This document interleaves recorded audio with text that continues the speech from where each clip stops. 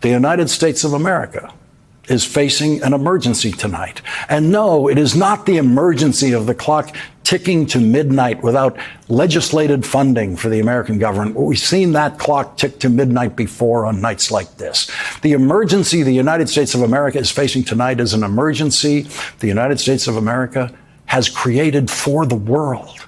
And that emergency is that the President of the United States, in his public appearance today, proved that he is mentally incapable and emotionally incapable of fulfilling his constitutional duties as President of the United States. In other words, there is no President of the United States as we knew it. Dear viewer, don't forget to like, subscribe, and leave a heart in the comments so this video reaches more people.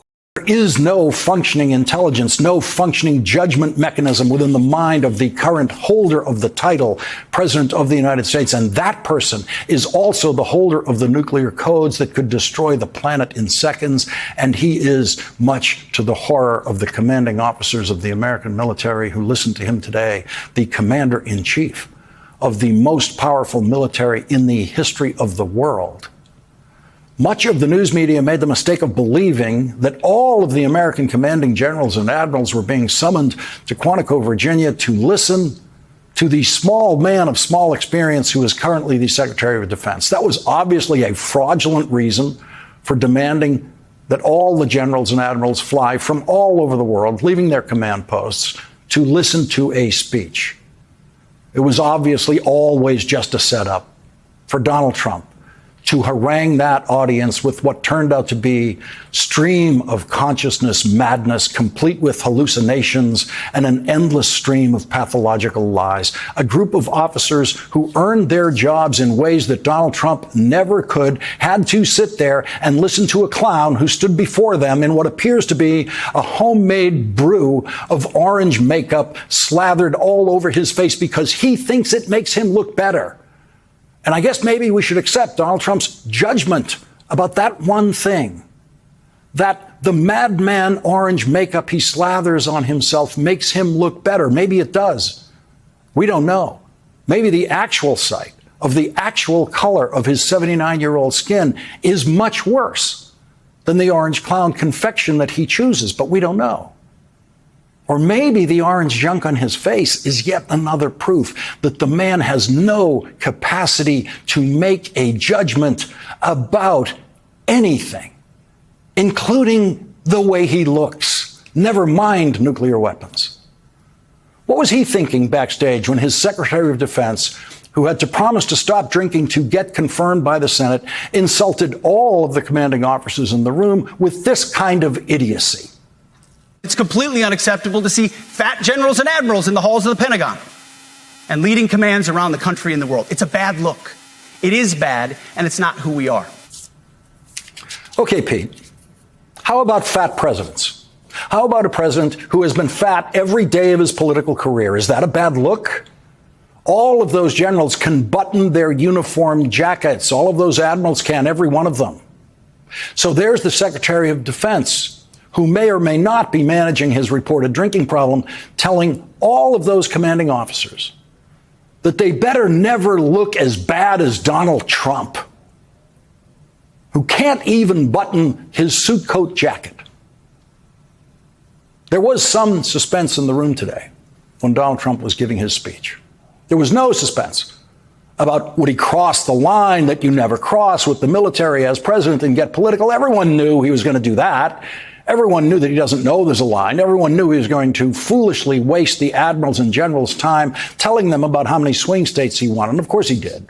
The suspense in the room was whether the very, very tired, almost sleepy 79-year-old man at the microphone was going to make it through that 1 hour and 11-minute speech. And there were times in the middle of a sentence that it would seem like he just might drop right there, might not even finish that sentence. I told Pete we should use some of these dangerous cities as training grounds for our military, National Guard, but military, because we're going into Chicago very soon. That's a big city with an incompetent governor, stupid, They threw him out of his family business. He was so stupid. He's always up there saying, we're in very good shape. We don't need the military. No, they need the military desperately. Joining me now here in Chicago is Illinois Governor J.B. Pritzker, the aforementioned. It's good to have you here. Good to be here. Glad to have you in town. Well, you've been going back and you haven't been going back and forth. The president has been threatening and then seeming to retreat from, and then once again, it seemed today, threatening. He basically said, we're going to go in soon. Was that news to you to hear that today? No, because yesterday we received notice that the Department of Homeland Security had sent a notice to the Department of War that they would like to have 100 troops sent to the Chicago. They didn't say exactly what they'd be doing other than protecting ICE facilities and maybe ICE personnel. They didn't say where they would get the 100 personnel from, the 100 troops, but we know that the president has had this on his mind for quite some time. Apparently, we're living rent-free in his head. I'm going to ask you a similar question what I asked the mayor, and it's based on the conversation that he had with the governor of Oregon, Governor Kotek, about this, where apparently they had a conversation where she said, hey, that was 5-year-old B-roll.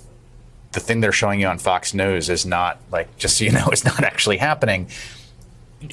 Is there an opportunity to have a phone conversation with the person who doesn't seem to me to actually know what's actually happening?